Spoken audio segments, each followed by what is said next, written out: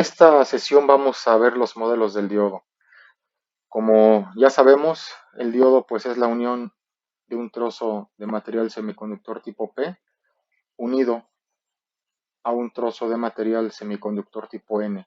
Y en esta unión física es donde se forma un fenómeno o donde tiene lugar un fenómeno de transferencia de carga y se forma una barrera de potencial,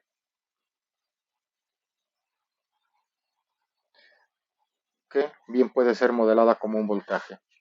Bien, si establecemos que vamos a trabajar igual que en los circuitos eléctricos lineales con el sentido convencional de la circulación de corriente, pues queremos decir con esto que el flujo de corriente va a ser de cargas positivas y que va a fluir de puntos de mayor potencial a puntos de menor potencial. Bien, pues dicho esto, pues ya podemos empezar a trabajar y a definir los modelos que vamos a estar utilizando. Bien, el diodo pues es simplemente esto, la unión de un trozo P contaminado de un trozo semiconductor tipo P con 1N y se forma una barrera de potencial en esa unión. Es la famosa unión PN y eso lo llamamos diodo.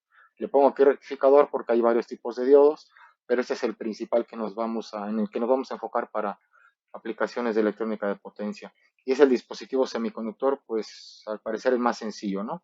Que se deriva simplemente de unir dos trozos contaminados o con impurezas, dos semiconductores. El símbolo que tenemos del diodo es este que estoy mostrando acá, donde esta parte corresponde al ánodo y esta otra terminal donde está la rayita es el cátodo. Entonces tenemos ánodo y cátodo. Y cuando lo establecemos o le sometemos una polarización, es decir, que las terminales de ánodo y cátodo van a tener un voltaje, pues entonces vamos a estar hablando de que estén polarizados directa o inversamente. Y el modelo que vamos a manejar para la polarización inversa, pues es que es un circuito abierto. Y esto cuando se da la polarización inversa, cuando el ánodo es menos positivo con respecto al cátodo. Fíjense que aquí no hablo de positivo y negativo, simplemente hablo de un punto más positivo con respecto al otro. Y aquí en este caso de la polarización inversa, pues el cátodo es más positivo con respecto al ánodo y aquí no pongo nada en medio porque si simplemente pongo aquí las terminales del dispositivo, del diodo en este caso, pues al no poner nada, pues estoy indicando que es un circuito abierto. Cosa que no sucede cuando lo tengo en polarización directa. Cuando lo polarizo directamente, el ánodo ahora es más positivo con respecto al cátodo. Y entonces vamos a tener este modelo. El modelo que tenemos acá, pues si se fijan, está en términos de componentes o elementos pasivos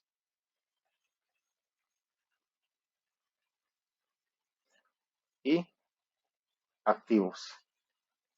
Pasivos los que consumen energía, activos los que proporcionan. ¿Y quién es esta BD y quién es RD? Pues BD no es otra cosa que el voltaje que se forma aquí en la barrera de potencial. Pero atención, no es una batería que esté adentro del diodo, es solamente el modelo que nos permite representar ese fenómeno con un elemento pasivo, en este caso una batería, una fuente de corriente directa pura. ¿Y quién es RD? RD es la resistencia interna del diodo y pues es la que está presente en todo el dispositivo, ¿no? En las hojas de datos viene especificado eh, la resistencia de la unión, que es la que al parecer es la más importante, ¿no? Pero es la resistencia de todo el diodo, ¿no?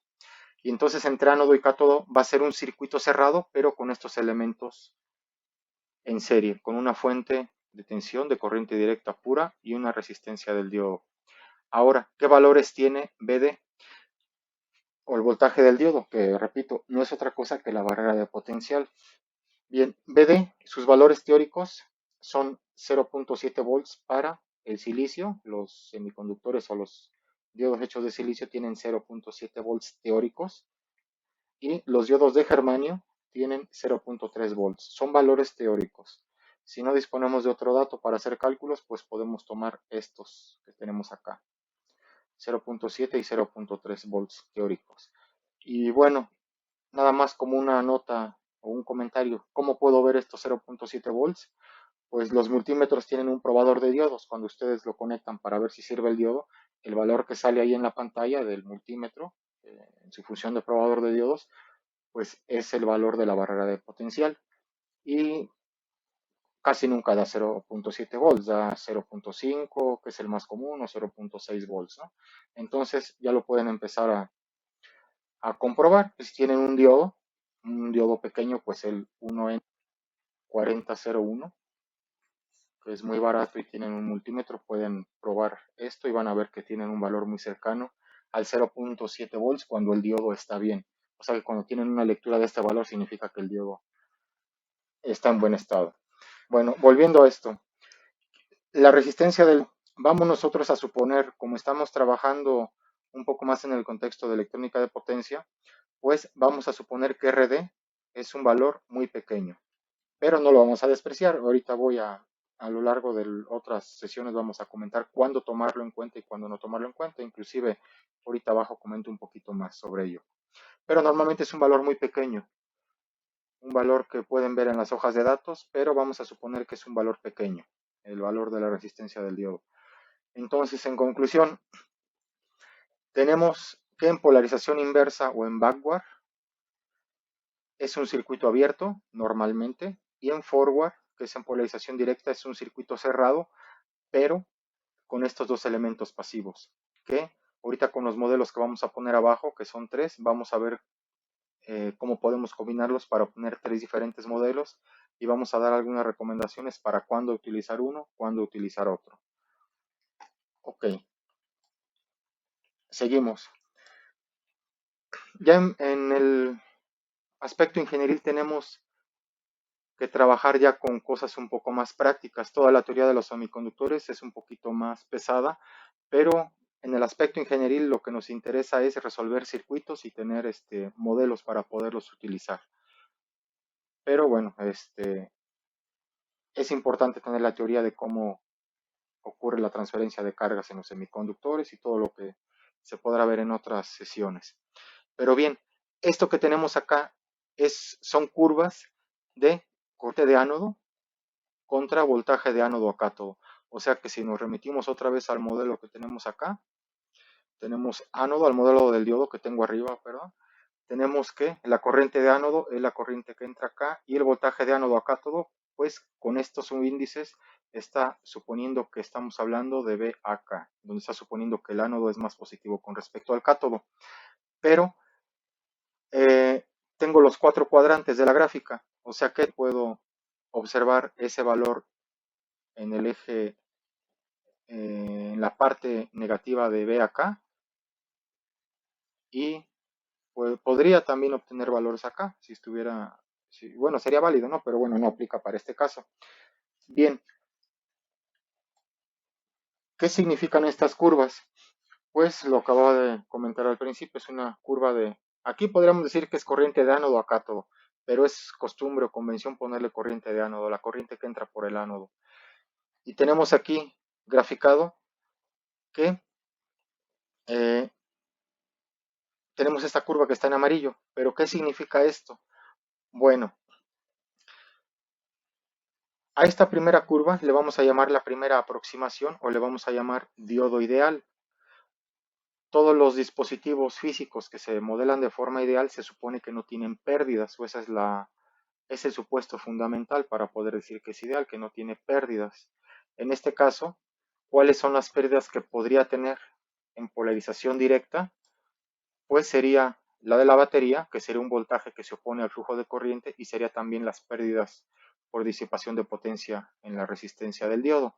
Entonces, si suponemos que no tiene pérdidas y que es ideal, y tomando en cuenta la polarización inversa y la directa, podemos entonces graficar esto que está amarillo.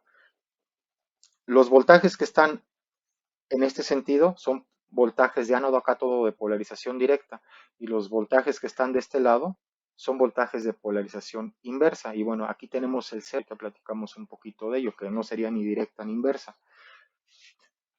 ¿Qué pasaría si le imprimimos entre ánodo y cátodo un voltaje de polarización inversa? En forma ideal, vamos a suponer que puede soportar mucho voltaje de polarización inversa y no le va a pasar nada. O sea que esto amarillo se extiende todavía hasta el infinito y cuando llega al cero no está polarizado ni directa ni inversamente. Pero cuando le doy después del cero un voltaje positivo que está de este lado, entonces ya lo sometí a polarización directa y se supone que el diodo va a conducir y se va a comportar como un circuito cerrado. Y en este sentido, pues es un interruptor cerrado. De este lado de polarización inversa es un circuito abierto y aquí es un, perdón, interruptor abierto y aquí es un interruptor cerrado. ¿Qué pasa en el cero? Bueno, en el cero pues se supone que no pasaría nada, pero es convención decir que en el cero pues puede conducir corriente de valores infinitos, ¿no? Aquí también esto se podría extender hasta el infinito. Y funcionaría aquí como un interruptor ideal, o sea, sin pérdidas. ¿Y quién lo abre y quién lo cierra? Pues la polarización a la que estamos sometiendo el diodo entre ánodo y cátodo. Repito, voltajes de polarización inversa para esta primera aproximación es un circuito abierto, aquí, y para voltajes de polarización directa es un circuito cerrado para todos los voltajes que estén acá, pero la corriente empieza a circular en el cero y un poquito más. Aquí estrictamente podríamos hablar que es el cero y un poquito más. ¿Qué tanto más? Pues infinitesimal, ¿no? Y ya es un interruptor cerrado. Y esa es la primera aproximación, la del diodo ideal, o sea que no tiene pérdidas. O sea que si suponemos esto, ¿cuánto valdría BD? Estamos suponiendo que BD vale 0 volts y RD vale 0 ohms. O sea que esto es un cortocircuito franco y es un interruptor cerrado. Vamos a sofisticar un poquito más nuestro modelo. Vamos a pasar a una segunda aproximación, que lo tenemos aquí en la gráfica de arriba. Aquí vamos a tomar en cuenta el voltaje del diodo y vamos otra vez a pararnos en el cero y vamos a decir, para voltajes de polarización inversa, pues ¿qué pasa? Pues siempre está abierto, inclusive puedo seguir extendiendo esto hasta el infinito y siempre va a estar abierto. Pero cuando lo polarizo pasa por el cero, pues ni en inversa ni en directa. Pero cuando supero el cero hacia la derecha, o sea, voltajes positivos de ánodo a cátodo, entonces podríamos pensar que ya está polarizado directamente, y lo cual es cierto, pero todavía no podemos establecer un flujo de corriente, porque como estamos considerando el voltaje del diodo, que en nuestro modelo es una batería, entonces necesitamos vencer ese voltaje que se opone al flujo de corriente y hasta que lo igualemos y lo superemos tantitito, o sea que BD y un poquito más, entonces vamos a establecer un flujo de corriente. Y este flujo de corriente pues lo denotamos esta línea horizontal, vertical, perdón, y puede extenderse hasta el infinito. O sea que si pasamos de un modelo ideal a una segunda aproximación, pues lo único que estamos introduciendo es el efecto de la batería, que a su vez modela la unión PN, que es una barrera de potencial, que a su vez es un voltaje. Entonces aquí nada más necesitamos vencer BD y podemos establecer un flujo de corriente infinito. Vamos a sofisticar un poquito más nuestro modelo y vamos a irnos a una tercera aproximación. En esta tercera aproximación vamos a tomar en cuenta ahora tanto el voltaje como la resistencia del diodo, que aunque sea muy pequeña la resistencia, pero ahora sí nos interesa tomarla en cuenta para tener un modelo que sí la considere. Y entonces otra vez, en voltajes de polarización inversa, que son estos, pues del cero hacia la izquierda, pues puedo extenderme igual que en los otros en los dos modelos anteriores hasta el infinito y siempre va a ser un circuito abierto. En el cero pues no pasa nada y cuando me voy del cero hacia voltajes positivos de ánodo a cátodo, entonces ahora igual que en la segunda aproximación necesito vencer el voltaje de la barrera de potencial, pero una vez que lo vencí podemos establecer un flujo de corriente que se puede ir hasta infinito porque no tiene cota. O sea, es un dispositivo que estamos modelando, aproximándonos a su verdadero comportamiento. Pero ahora si se fijan, aquí tenemos una línea totalmente vertical, aquí también en la primera y en la segunda aproximación, pero ahora está con una pendiente positiva. ¿Esto a qué se debe? Pues precisamente que estamos tomando la resistencia del diodo y esto es el efecto óhmico y pues no es otra cosa que la ley de Ohm y se puede extender al infinito. Ok, entonces tenemos estos tres modelos para poder trabajar con el diodo, pero ya en los circuitos eléctricos. Ok,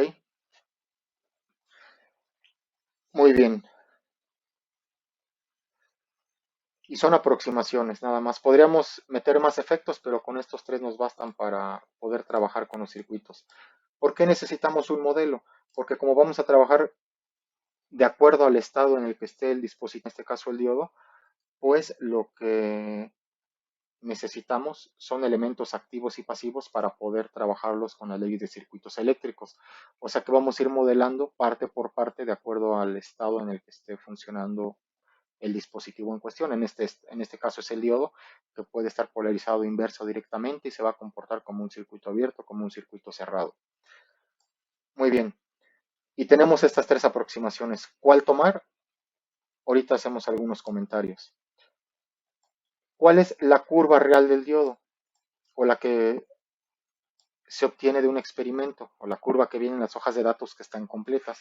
Pues es una curva como esta, la que tenemos aquí. Si ven, con las aproximaciones fuimos de la primera hacia la tercera, pues ya se empieza a parecer un poquito más a esta, ¿no? Al menos en el lado de polarización inversa, directa, pero el de inversa pues no se parece. Y entonces, ¿qué significa esta curva? Que es la curva de un diodo real, ¿no?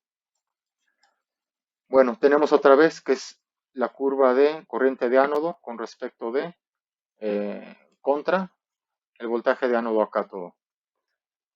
Vemos aquí que en voltajes de polarización inversa vamos a llegar hasta un voltaje VR en el que prácticamente está abierto, pero no tan abierto, hay pequeñas corrientes de fuga en polarización inversa, pero es muy pequeño, o sea que cuando idealizamos o tenemos los modelos, los tres de arriba, pues toda esta parte que estaba acá la subimos al eje de las X, que es voltaje de ánodo a cátodo, y asumimos que está totalmente abierto. Pero en la realidad sí hay unas pequeñas corrientes de fuga en polarización inversa. Pero cuando llegamos a este voltaje BVR, es un voltaje de ruptura.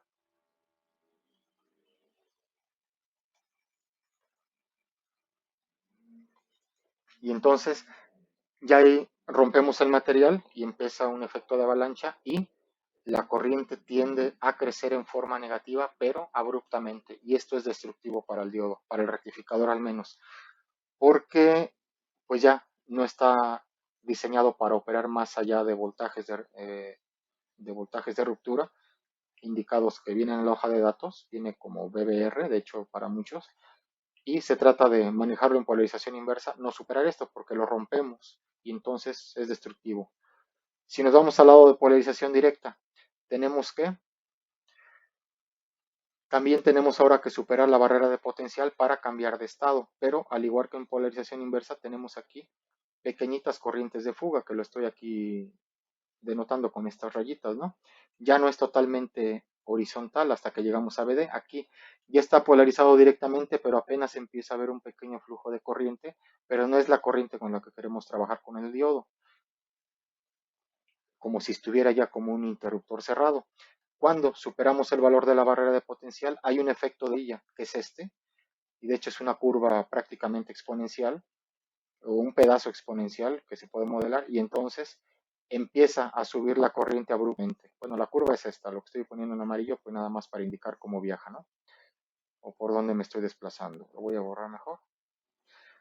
Y aquí le estoy poniendo una marquita, ¿no? O sea, como es un elemento físico, pues entonces ya tiene un valor máximo de corriente que puede manejar y esa es la corriente máxima del diodo.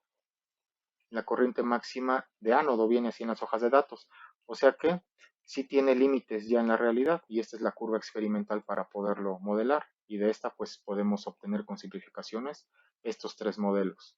¿Ok? Bien, entonces, ¿qué valores hay que cuidar de entrada para poder trabajar con el diodo? Pues el voltaje máximo de polarización inversa, que es el voltaje de ruptura en inversa, y la corriente máxima que puede aguantar el diodo.